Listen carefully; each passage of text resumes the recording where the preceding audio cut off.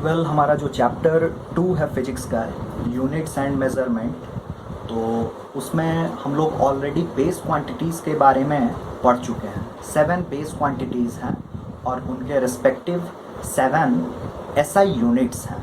Okay, तो जो 7 base quantities हैं और इनके रिस्पेक्टिव यूनिट्स, तो फर्स्ट है मास, सेकंड है लेंथ, थर्ड है time, the fourth one is amount of substance, fifth one is thermodynamic temperature, sixth one is electric current, the seventh one is luminous intensity. और इनके जो रेस्पेक्टिव यूनिट्स हैं, तो मास का रेस्पेक्टिव एसआई यूनिट किलोग्राम है, kilogram, और इसको symbol में स्मॉल के स्मॉल जी लिखेंगे। कुछ लोग केजीएम लिखते हैं, वो बिल्कुल गलत है, स्मॉल के स्मॉल जी लिखेंगे, that is the correct one. Length का एसआई यूनिट मीटर है और इसको स्मॉल एम लिखेंगे। टाइम का एसआई यूनिट सेकंड है, इसे हम लोग ओनली स्मॉल एस लिखेंगे। कुछ लोग SEC लिखते हैं, वो भी बिल्कुल गलत है, सिर्फ और सिर्फ स्मॉल एस होगा। अमाउंट ऑफ सब्सटेंस का एसआई यूनिट मोल, MOLE होता है और इसको शॉर्ट फॉर्म में हम लोग MOL लिखेंगे। देन थर्मोडायनेमिक टेम्परेचर, इसका केल्विन होता है, लॉर्ड केल्विन के नाम पर है और इसको हम लोग कैपिटल K से रिप्रेजेंट करेंगे। कुछ लोग यहाँ डिग्री भी यूज़ करते हैं, वो डिग्री सेल्सियस और फ़ारेनहाइट के साथ होता है, केल्विन के साथ नहीं होता। अगर आप केल्विन के साथ डिग्री यूज़ करते हैं तो वो बिल्कुल ही गलत है। देन इलेक्ट्रिक करंट, ये एम्पियर है, इसका एसआई यूनिट एम्पियर के नाम पर है और इसे हम लोग कैपिटल A से रिप्रेजेंट करेंगे। और लास्ट ल्यूमिनस इंटेंसिटी है, जिसका एसआई यूनिट कैंडेला है और इसे हम लोग CD से रिप्रेजेंट करते हैं, स्मॉल c स्मॉल d। तो ये 7 बेस क्वांटिटीज़ हैं और उनके रिस्पेक्टिव 7 बेस यूनिट्स हो गए। और इनके अलावा जितने भी क्वांटिटीज़ हैं, चाहे वो स्पीड है, वेलोसिटी है, एक्सेलरेशन है, फोर्स है, प्रेशर है, मास डेंसिटी है, एनर्जी डेंसिटी है, या और भी अदर फिजिकल क्वांटिटीज़, वे सभी डिराइव्ड क्वांटिटीज़ होते हैं। तो इन 7 बेस क्वांटिटीज़ के अलावे आज हम लोग 2 ऐसे फिजिकल क्वांटिटी के बारे में पढ़ेंगे जिनका कोई डायमेंशन नहीं होता है। उन्हें हम लोग डायमेंशनलेस क्वांटिटीज़ कहते हैं और वो दोनों में पहला प्लेन एंगल है और दूसरा सॉलिड एंगल है। तो अब उसे हम लोग आगे अभी स्टडी करेंगे। तो 2 डायमेंशनलेस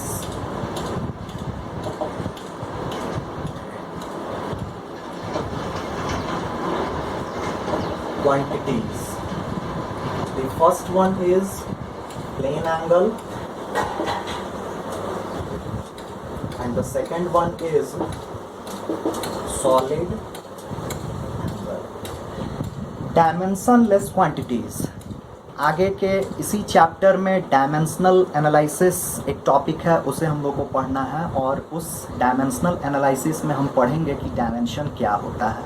तो वहाँ पर प्लेन एंगल और सॉलिड एंगल, जिसे हम लोग डायमेंशनलेस क्वांटिटीज़ कह रहे हैं, वहाँ एग्जैक्टली एंड एक्यूरेटली ये क्लियर हो जाएगा कि आखिर इसे क्यों हम डायमेंशनलेस कहते हैं। अभी बेसिकली हम लोग डायमेंशनलेस क्वांटिटीज़, प्लेन एंगल और सॉलिड एंगल के बारे में पढ़ेंगे, इनके कॉन्सेप्ट के बारे में पढ़ेंगे कि आखिर ये प्लेन एंगल और सॉलिड एंगल क्या होता है और इनका जो रेस्पेक्टिव यूनिट है। तो प्लेन एंगल का जो रेस्पेक्टिव यूनिट है वो रेडियन होता है, RADIAN, और इसे शॉर्ट में हम लोग RAD लिखते हैं। और दूसरा स्टेरेडियन, सॉलिड एंगल का जो SI यूनिट होता है वो steradian, STERADIAN,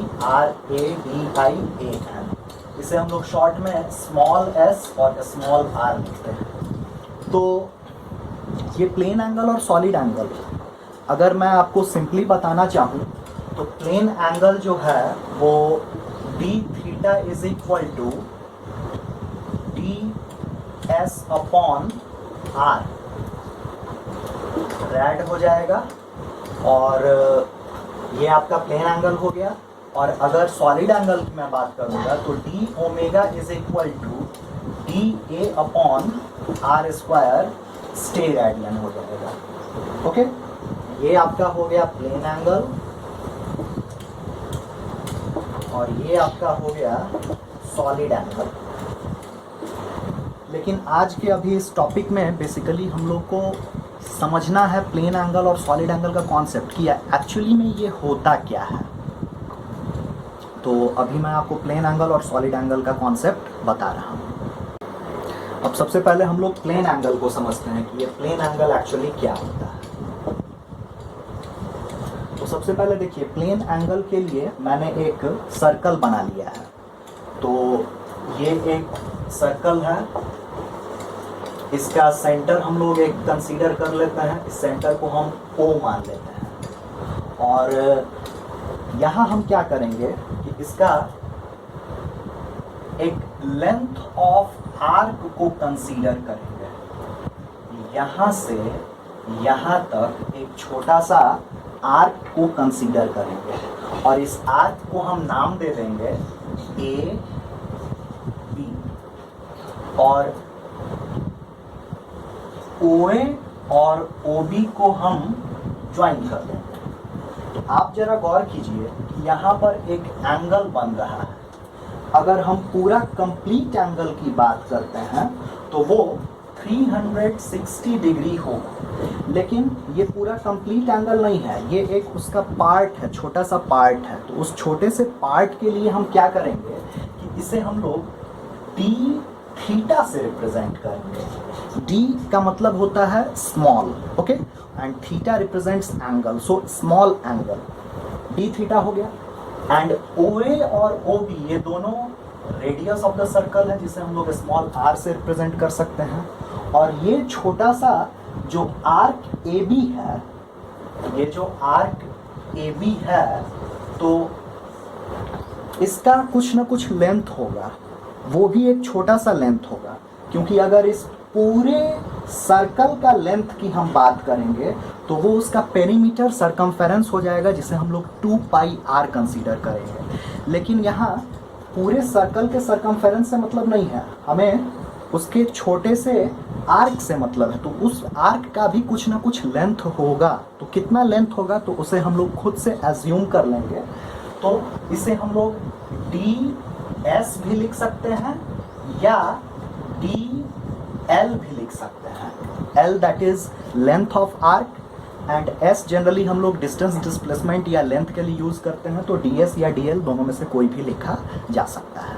okay, now plane angle is defined, plane angle को डिफाइन किया गया है। एक्चुअली जितने भी फिजिक्स में फिजिकल क्वांटिटीज़ हैं, चाहे वो डायमेंशन उनमें है या फिर वो डायमेंशन लेस है, तो उन सभी को हमने डिफाइन किया है। तो प्लेन एंगल को भी डिफाइन किया गया है कि ये एक रेशियो है। और किसका रेशियो है? It is the ratio of length of arc to the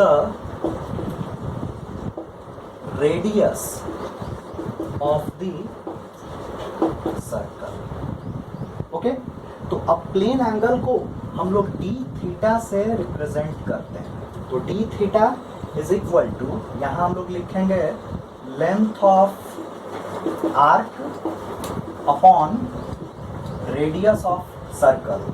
So length of arc is here ds and radius is small r. Okay, and now we will have to just write down the SI unit of plane angle, and this is radian, RAD.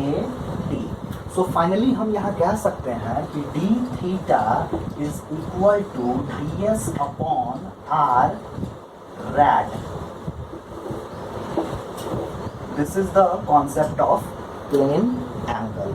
So finally plane angle को हम लोग क्या बोलेंगे कि plane angle is the ratio of the length of arc to the radius of the circle and it has got SI unit radian.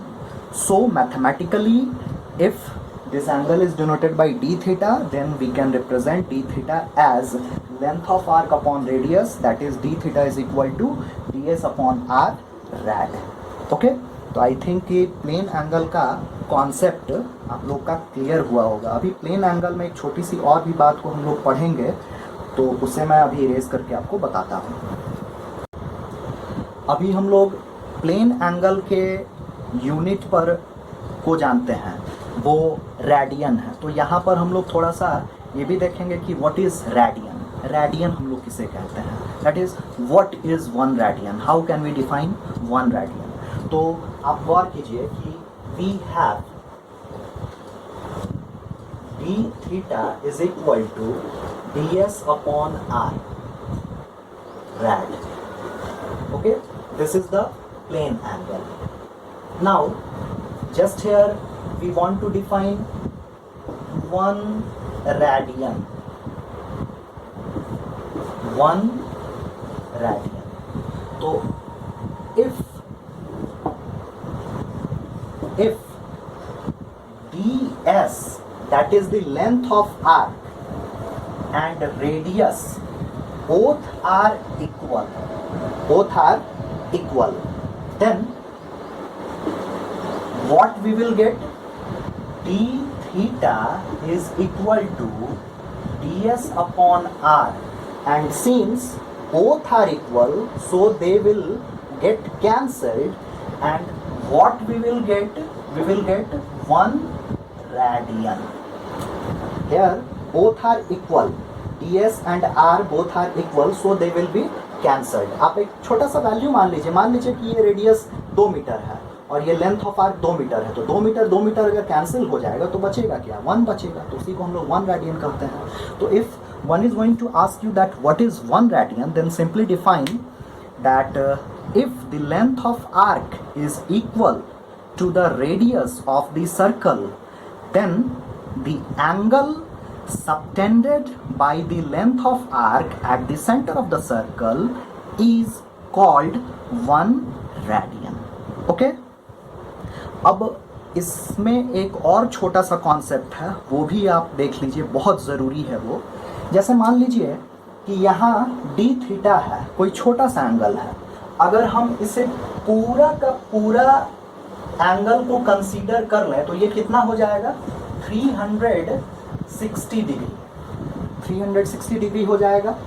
तो आप इस 360 degree को थीटा मान लीजिए. जैसे छोटे से एंगल को हम डी थीटा मानते थे, तो वैसे इस कंप्लीट प्लेन एंगल को हम थीटा मान लेते हैं. ओके, तो आप यहाँ पर गौर कीजिए कि अगर हम theta is equal to 360 degree लिखते हैं और फॉर्मूला के अकॉर्डिंग चलेंगे, तो length of arc by radius. तो आप गौर कीजिए कि जब हम छोटा सा यहाँ एंगल कंसीडर करते थे तो इस लेंथ ऑफ आर्क को कंसीडर करते थे, लेकिन जब हम पूरे एंगल को कंसीडर करेंगे तो पूरे सर्कल के लेंथ को कंसीडर करना होगा. तो पूरा सर्कल का लेंथ, उसे हम लोग सर्कमफेरेंस कहते हैं. तो वो क्या हो जाएगा, वो हो जाएगा 2 पाई r and by radius of the circle which is r, and here we will write its unit rad.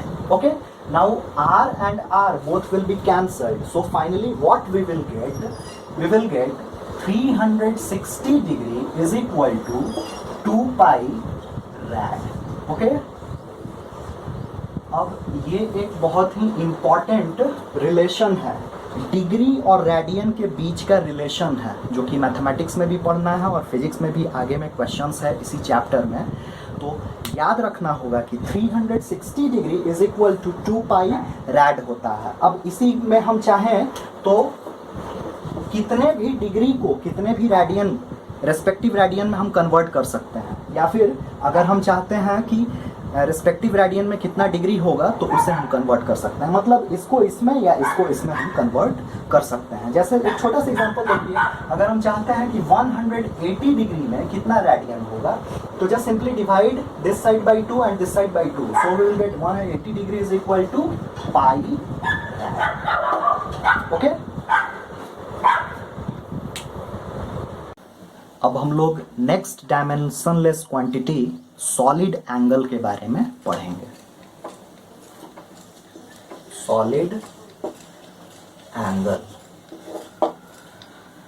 आपको सबसे पहले यहाँ एक बात याद रखना होगा कि प्लेन एंगल जो है वो 2 डायमेंशनल कॉन्सेप्ट है और सॉलिड एंगल एक 3 डायमेंशनल कॉन्सेप्ट है। तो सॉलिड एंगल के केस में हमें एक स्फेयर एज्यूम करना पड़ेगा, एक सॉलिड स्फेयर एज्यूम करना पड़ेगा। ओके, जैसा कि प्लेन एंगल के केस में हम सर्कल एज्यूम करते थे, तो वैसे ही हम एक स्फेयर एज्यूम करेंगे। तो एक्चुअली आपको पता है कि स्फेयर एक 3D कॉन्सेप्ट है, तो 3D को इस बोर्ड पर बनाना तो संभव नहीं है, तो वैसे ही हमने एक सर्कल जैसा बनाया है, लेकिन आपको याद रखना है, इसको कंसीडर करना है कि it is not circle, it is sphere. ये एक स्फेयर होगा। स्फेयर का भी उसका एक सेंटर होता है, तो सेंटर को हम क्या मानेंगे, कैपिटल O एज्यूम कर लेंगे उसके सेंटर को।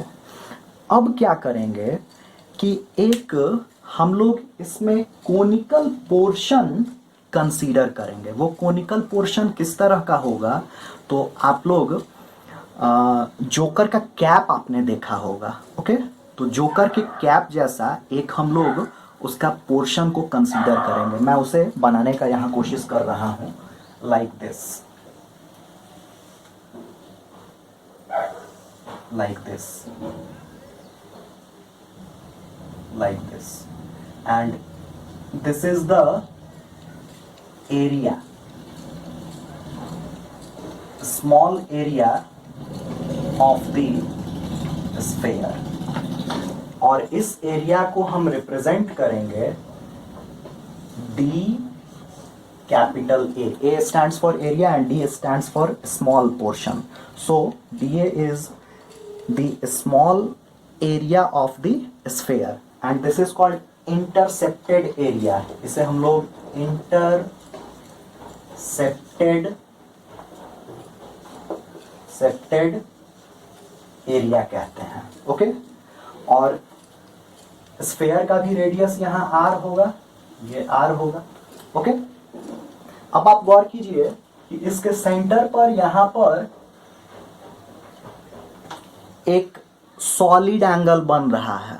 यहां याद रखना है, कंफ्यूजन बिल्कुल नहीं होना चाहिए। हम एंगल जरूर बोल रहे हैं, लेकिन ये एंगल प्लेन एंगल जैसा नहीं है। वहां पर पार्टिकुलरली बोलना पड़ेगा कि ये सॉलिड एंगल है, क्योंकि मैंने कहा कि फिजिक्स में हम लोग हर क्वांटिटी को डिफाइन हमने किया है। तो इसे जब हम सॉलिड एंगल का नाम देंगे, तो अगर हम एंगल कह दे रहे हैं तो उससे कंफ्यूजन नहीं होना चाहिए। वो एंगल का मतलब सॉलिड एंगल है, और सॉलिड एंगल को यहाँ हम डी ओमेगा से रिप्रेजेंट करेंगे। डी ओमेगा, इसे हम लोग ओमेगा कहते हैं। ओके, अब चूंकि अगर पूरे स्फेयर को हम कंसीडर करेंगे तो उसका जो पूरा कंप्लीट सॉलिड एंगल होगा, तो वो कंप्लीट सॉलिड एंगल को ओमेगा कहेंगे। लेकिन चूंकि यहाँ एक छोटे से पोर्शन को हम कंसीडर कर रहे हैं, ये इंटरसेप्टेड एरिया एक छोटा सा सॉलिड एंगल को वहां पर डिस्क्राइब कर रहा है, तो इसीलिए हम लोग डी ओमेगा की बात करेंगे। तो सॉलिड एंगल को भी डिफाइन किया गया है। क्या डिफाइन किया गया है? ये भी एक रेशियो है। किसका रेशियो है भाई? तो ratio of the intercepted area, और उस इंटरसेप्टेड एरिया को डीए हम बोलेंगे, to the square of the radius of the sphere. Okay, radius को स्मॉल r से हम कंसीडर कर लेंगे। तो अब यहाँ पर आप गौर कीजिए कि हम लिख सकते हैं mathematically d omega is equal to d A upon r square. Okay, और इसका जो यूनिट है वो स्टेरेडियन है, जिसे हम लोग शॉर्ट में एसआर से रिप्रेजेंट करते हैं। तो यही आपका सॉलिड एंगल का कॉन्सेप्ट देता है। अगर हम इस पोर्शन को यहाँ पर बनाना चाहें तो वो पोर्शन कुछ इस तरह से होगा।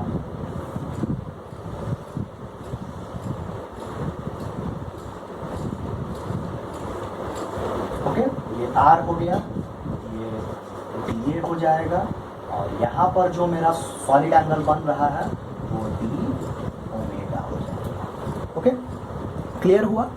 तो सॉलिड एंगल का आई थिंक कि कॉन्सेप्ट आपका क्लियर होगा। Once again I am just going to repeat that it is the ratio of the intercepted area to the square of the radius of the sphere and that is the solid angle.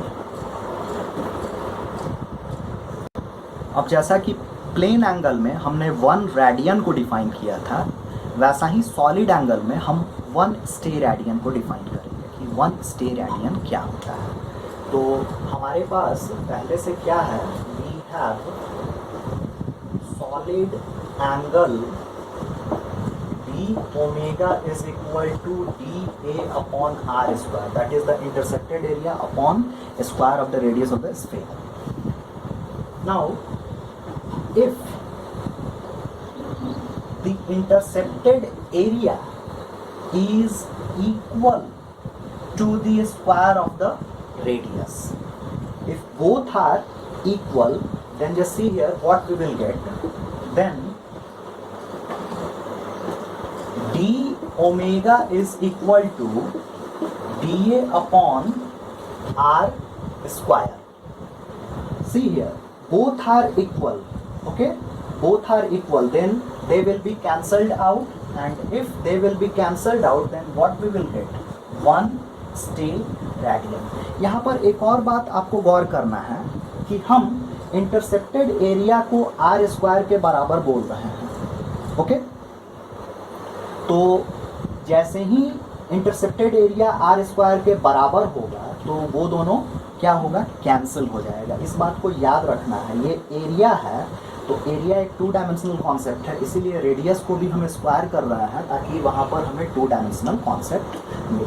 तो हम finally कह सकते हैं कि if the intercepted area is equal to the square of the radius of the sphere, then the solid angle subtended by that intercepted area will be said to be 1 steradian. I think ये आपका clear हो गया होगा। अब इसके बाद जैसा कि प्लेन एंगल में हम 1 रेडियन को डिफाइन किए थे, उसके बाद उसका कंप्लीट एंगल 360 डिग्री को हमने लिया था। तो अब उसी तरह से हम यहाँ पर क्या करेंगे कि एक कंप्लीट सॉलिड एंगल की बात करेंगे। मतलब जैसे हमने इस स्फीयर का एक छोटा सा इंटरसेप्टेड एरिया को कंसीडर किया है, तो अब स्फीयर के पूरे एरिया को कंसीडर करेंगे। तो स्फीयर का पूरा एरिया, उसके सेंटर पे जो सॉलिड एंगल सबटेंड करेगा उसका क्या वैल्यू होगा, उस चीज़ को हम लोग देखेंगे। तो ऑलरेडी हम लोग इस बात को जानते हैं दैट एरिया ऑफ स्फीयर, तो एरिया ऑफ स्फीयर अगर हम कहते हैं तो थोड़ा सा आपको कंफ्यूजन होगा, इसीलिए हम यहाँ बोलेंगे सरफेस एरिया ऑफ स्फीयर। तो surface area of sphere already हम लोग जानते हैं, it is 4 pi r square. Okay, it is 4 pi r square. Now as per the definition of solid angle हम लोग यहाँ ओमेगा लिखेंगे। क्यों ओमेगा लिखेंगे? क्योंकि इसके पहले हम लोग छोटा सा इंटरसेप्टेड एरिया को हमने कंसीडर किया था। अब हम स्फीयर के पूरे सरफेस एरिया को कंसीडर कर रहे हैं। तो जब छोटा सा इंटरसेप्टेड एरिया था तो डी ओमेगा हमने लिखा। अब जब पूरा को हम कंसीडर कर रहे हैं तो पूरे के लिए हम ओमेगा लिखेंगे। तो omega is equal to, just आप इस डेफिनेशन पर आइए, intercepted area upon square of the radius. तो अब जब पूरे को कंसीडर कर रहे हैं तो उसका इंटरसेप्टेड एरिया कितना होगा, 4 पाई आर स्क्वायर, और square of the radius this is r square. and now the unit is steradian. And just see here, if r square and r square both are cancelled, then what we will get? Complete solid angle omega is equal to 4 pi steradian. This is the complete solid angle, we will just say it. Okay तो आई think कि ये solid angle और plane angle दोनों का आपका concept clear होगा। और मेरा आप लोग से हमेशा एक रिक्वेस्ट रहता है और हमेशा रहेगा कि आप लोग एक वीडियो को कम से कम 2 बार 3 बार देखिए और सुनिए, तभी जाकर आपका कॉन्सेप्ट क्लियर होगा।